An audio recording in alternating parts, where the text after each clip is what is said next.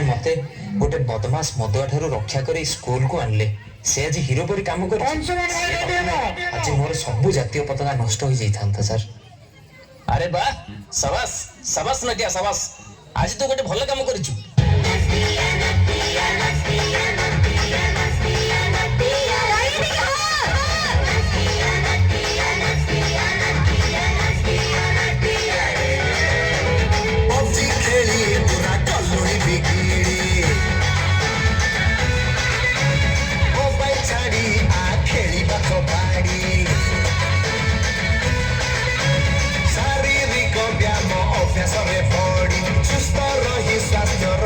ସଜାଡ଼ି ଭଲ ପାଠ ପଢି ସଫଳତା ସିଡ଼ି ଯିବାରେ ଆମେ ଚଢି।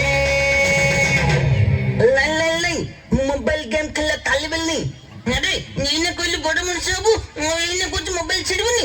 ଆଉ ତାହେଲେ ତୋର କଥାବାର୍ତ୍ତା ଠିକ ନାହିଁ ଆଉ।